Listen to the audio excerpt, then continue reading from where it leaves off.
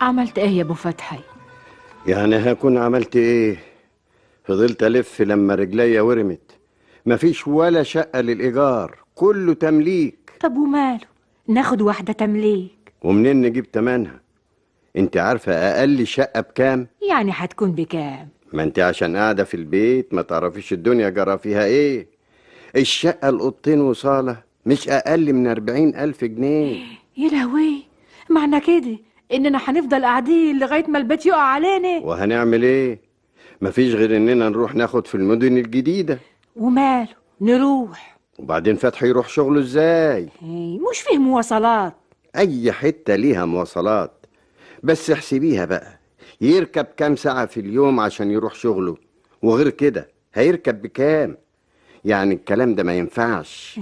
خلاص، ينقل نفسه قريب من السكن. يا ست، الشركة اللي بيشتغل فيها ملهاش فروع تانية.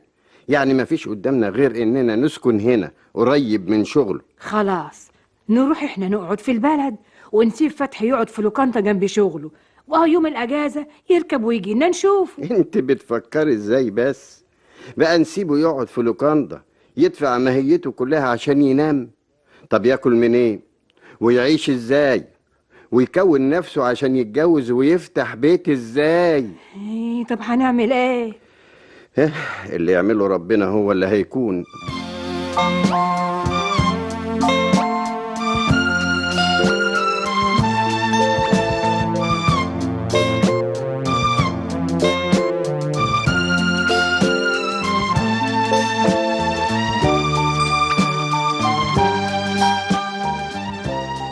السلام عليكم.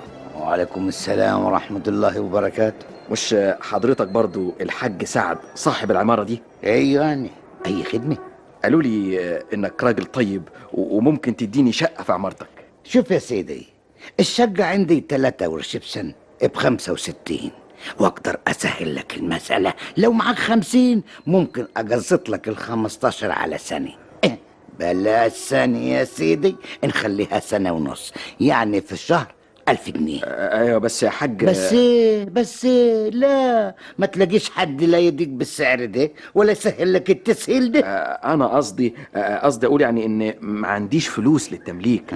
انا عايز ايجار، واللي سألتهم قالوا لي انك بتأجر. شوف يا محترم، العمارة 7 أدوار، لغاية الدور ال5 تمليك، السادس مسكن خلاص، يبقى ما فيش عندي غير السابع.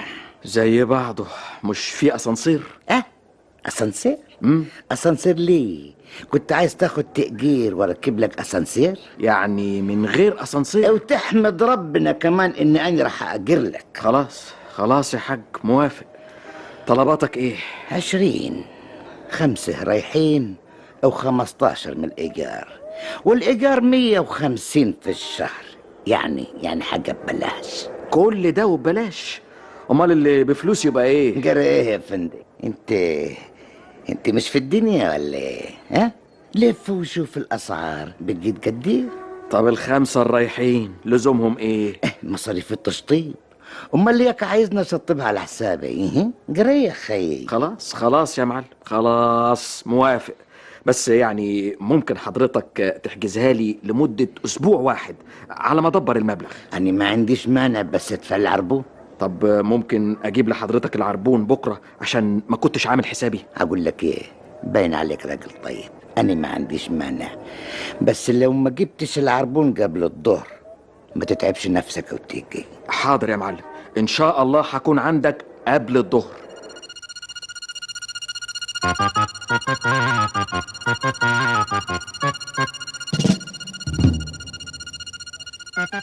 عملت ايه يا ابني؟ خلاص يا ماما، أخيرا لقيت شقة للإيجار. الحمد لله. وكتبت العقد؟ هو العقد بيتكتب بالسهولة دي يا ماما؟ أولا هي فيها عيبين. العيب الأول إنها في الدور السابع. وماله يا ابني، إن كان علياني أنا ما بخرجش، فين وفين على ما بنزل. داني ما بخرجش من البيت يمكن في السنة مرة، وأبوك يا دوب ينزل كل أول شهر يقبض المعاش. العيب التاني والأهم إن المالك طالب 20,000، 5 رايحين والباقي من الإيجار، وإيجارها 150 جنيه في الشهر. كل الفلوس دي وتدفع 150 جنيه كل شهر؟ لا يا أمي، هندفع 75 بس، والباقي يتخصم من المقدم لغاية ما يخلص، يعني حسبة 20 سنة. ايه يا ترى من يعيش؟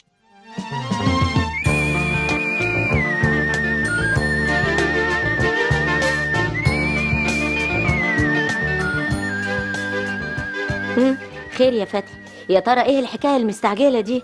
كل سنة وانت طيبة يا حبيبتي. بقى جايبني الكازينو ده وطالب لي ليمون عشان تقولي كل سنة وانت طيبة؟ طب بمناسبة ايه؟ قبل ما اقولك المناسبة، افتحي الهدية دي. وكمان هدية؟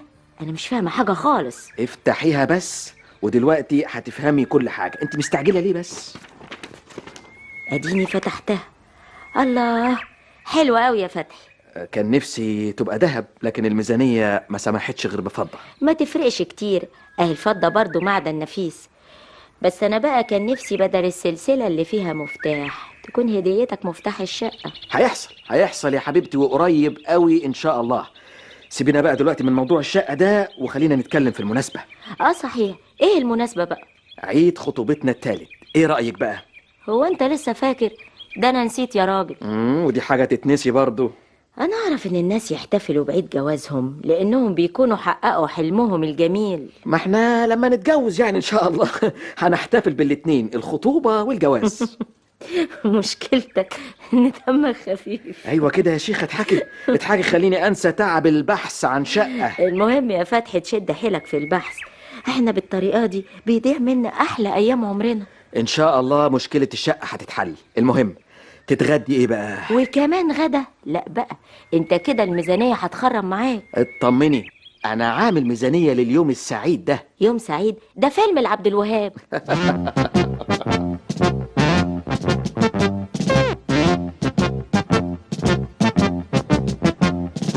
السلام عليكم يا عم جهبز. وعليكم السلام. اهلا يا معلم سعد، خير؟ جاي لك يا سيدي عشان تسجل لي العمارة. ايوه بس التسجيل هيكلفك كتير يا معلم سعد. المهم العمارة تتسجل وانا عيني ليك. اتعاب لوحدها باريزة كبيرة. هو باريز ليه؟ هو انا كهربائي ابيع برايز؟ انا اديك فلوس واشتريها انت. لا ابن نكتة. باريزة كبيرة يعني 100 جنيه. ها 100 جنيه؟ لا يا عم كتير.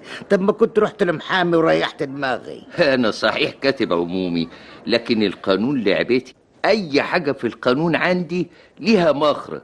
ممكن ادفعك رسوم تسجيل بالالافات وممكن اوفرها لك. ايوه خلينا في التوفير. يبقى تدفع اللي اقول لك عليه. واني رقبتي سدادي. سدادة دي يعني فلة. انا عايز فلوس. شفت بقى ان انا برضو ابن نكتة زيك. يعني ابن العمارة التانية وانا مطمن. وحط ببطنك. ايوه هتقول لي بطيخة صيفي مش كده؟ لا وانت الصادق، فلوس الغلابة. اهدي بقى النكتة بايخة. ما تزعلش مني، القافية تحكم. وعموما اي قانون له مخرج. يعني ايه؟ يعني اللي زي حالاتي اكل عيشه من مخارج القانون دي. اطمن انت بس وابني بدل العمارة 10. طب خد ادي فيوز، ولما نخلص التسجيل اديك الفيوز التاني. صحيح، ما هو فيوز وفيوز يبقى باريزة. هذه النكتة اللي بصحيح، مش تقول لي فلوس الغلابة.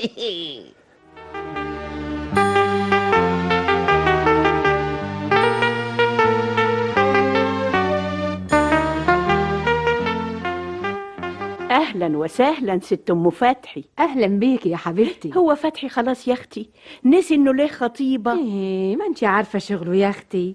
ده يا حبة عيني بيرجع من شغله يا دوب ياكل لقمه وينزل يلف على شقه، لما بيرجع رجليه ورم. وهو لسه يا اختي ملقاش شقه. ما انت يا اختي عارفه ازمه السكن. ما هو لو فلوسه جاهزه هيلاقي بدل الشقه 2. وهي شقه الايام دي عايزه فلوس، دي عايزه الافات متلتله.